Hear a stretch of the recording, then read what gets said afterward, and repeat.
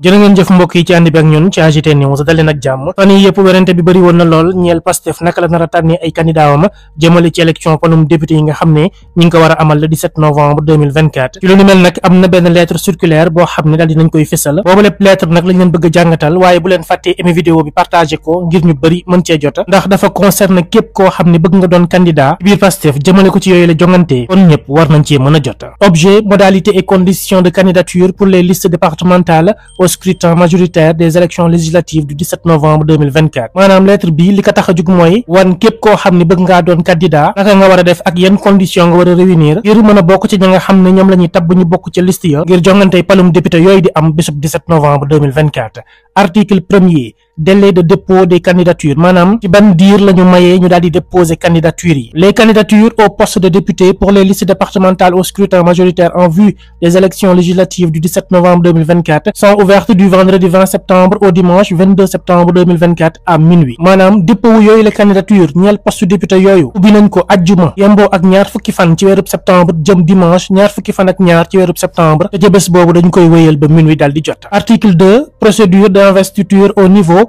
des coordinations départementales et des circonscriptions électorales législatives de l'extérieur yoon yi nga xam ne moom la ñu tëral ngir amal yooyu la investiture ci département bu ci nekk ak yeneen bërëb yi nga xam ne ñoo nekk ci bitim réew ñu war faa voter itam. Les coordonnateurs départementaux doivent convoquer des réunions départementales d'investiture le samedi 21 septembre 2024 ou le dimanche 22 septembre 2024 pour proposer aux partis les hommes et femmes investis en qualité de titulaire et de suppléant au niveau de leur département. ñi nga xam ne ñoom lañ dénk coordination wu département yi ñoom war nañoo woote ay réunion d'investiture bésub samedi ñaar fukki fan ak benn ci weerub septembre wala dimanche ñaar fukki fan ak ñaar ci weerub septembre ngir wan ñi nga xam ne ñoo nekk ci parti bi yan góor ak i jigéen ñoo bëgg a bokk ci yooyu la investiture ñeel titulaires yi ak suppléants yi loolu yëpp nag nekk ci seen département. À ce propos, les coordonnateurs départementaux doivent s'assurer que tous les coordonnateurs de section sont informés au moins 24 heures avant la tenue des dites réunions. ñoom ñooñu nga xam ne ñooy gérer coordination départementale yi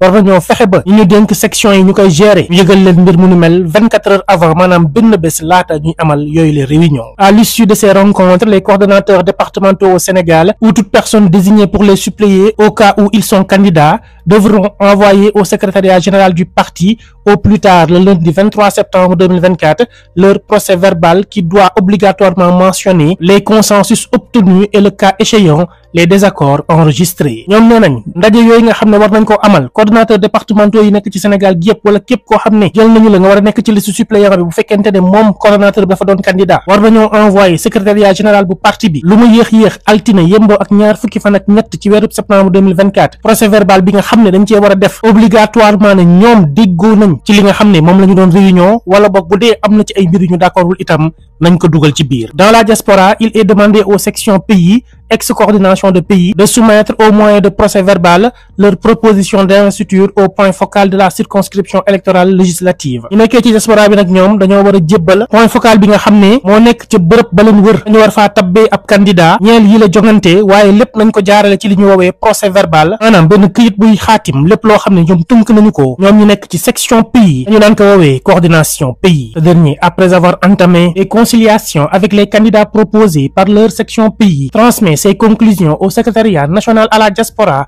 du parti au plus tard le lundi 23 septembre 2024. Le secrétariat national à la diaspora transmet les procès-verbaux au secrétariat général du parti. moom moomee nga xam ne moom mooy point focal bi day def conciliation ci candidats yi nga xam ne ñoom la ñu daal di proposer dajale leen la nga xam ne moom la ci jël comme ay conclusions itam mu dajale ko jox ko secrétariat national bu diaspora bi lu mu yéex bisu altine ñaar fukki fan ak ñett ci weerub septembre bu ko defee ñoom secrétariat national bu diaspora bi itam jël mbir yi defaat ko ci ay procès verbal daal di koy jébbal secrétariat général bu parti bi. Dans toutes les étapes du processus d'investiture, le parti promeut la recherche du consensus dans les propositions des hommes et des femmes. lépp nag loo xam ne ñu ngi koy def ñeel investiture bile li nga xam ne moom lañ ci gën a bëgg te ñu koy sàkku mooy ñu waxtaan ba am consensus maanaam juboo góor ak jigéen yi ñu war a tànn ngir dal leen investir. Article 3. Critères d'éligibilité et composition du dossier de candidature. L'annexe sur les critères d'éligibilité et sur la composition du dossier de candidature complète la présente circulaire. am na benn mbir moo xam ne dañ ci dikk léegi njeexitalu vidéo bi ngir wax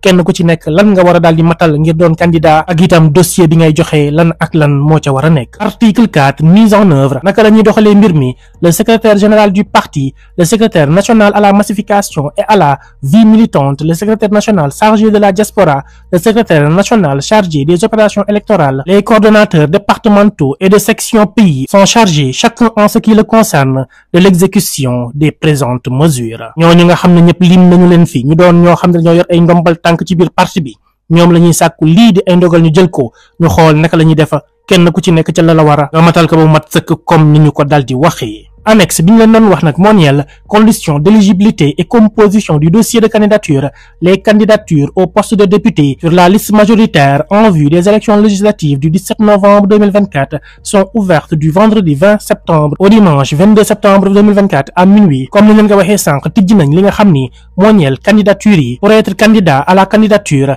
le militant doit pour nag bokk ci yooyu la jongante pour ñu mën a xool ndax mën ngaa doon candidat am déet yow militant bi am na ay ponk yoo xam ne mënul ñàkk nga daal di koy matal bi ci njëkk mooy être âgé de 25 ans révolus à la date des élections né au plus tard le 17 novembre 1999 maanaam yow bi nga xam ne bëgg ngaa doon candidat lu mu néew war ngaa am ñaar fukki at ak juróoma lu ni mel war naa mën a yemboo ak 17 novembre bu atum 1999 être électeur inscrit sur les listes électorales du département dans lequel on souhaite être investi yow mi bëgg a doon candidat faaw nga doon électeur maanaam ku mën a voter ba noppi itam bindu ci liste électorale yi nga xam ni moo nekk ci département bi nga bëgg ñu investir la fa faire preuve d'un militantisme actif dans le parti et dans le département où l'on souhaite être investi yow mi bëgg ñu daal di lay investir faaw nga nekk militant boo xam ne dañ lay gis ci terrain bi nga actif saa su ne ñu daan gis ngay teg ay jéego ci parti bi ak itam sa département bi nga nekk avoir une bonne moralité maanaam nga doon koo xam ni ñëpp jox nañ la cër ndax ci sa dundin bu rafet maanaam ci gàttal koo xam ni mën nañ gis ci moom jub-jubal ak jubbanti. Le dossier de candidature comprend un extrait d'acte de naissance datant de moins de 6 mois ou la photocopie légalisée de la carte d'identité biométrique CEDEAO. loolu mooy ponk bu njëkk bi nga xam ne war nga koo boole ci sa dossier de candidature maanaam nga jël sa acte de naissance maanaam sa benn extrait boo xam ne amagul 6 mois ci yow wala boog nga dugal sa photocopie légalisée bu carte d'identité CEDEAO loolu mooy bi njëkk. ñaareel bi mooy un bulletin numéro 3 du casier judiciaire datant de moins de 3 mois maanaam mooy nga dem uti casier judiciaire boo xam ne moom itam amagul lu mat ñetti weer ñaar yooyu nag da nga koy boole ak beneen mbir boo xam ne am na solo mu di une copie de sa carte membre de PASTEF maanaam carte membre PASTEF bi nga xam ne yow am nga ko da nga koy daal di photocopier boole ko ci dossier bi ndax ñëpp xam nañu ne carte membre mooy justifier ne yow ku bokk ci biir parti bi nga. kon gars yi loolu mooy li nga xam ne moo gën a am solo par rapport ak lettre circulaire bi nga xam ne waa parti Pastef les Patriotes daal dinañ koy fësal yemale ko ci élection yi ñu jëm naka lañ nar a tabbee seeni candidat mu mel ni démocratie bu leer nañ dafa feeñ ci waa Pastef ñuy xaar di xool nag kan ak kan ñoo nar a doon candidat.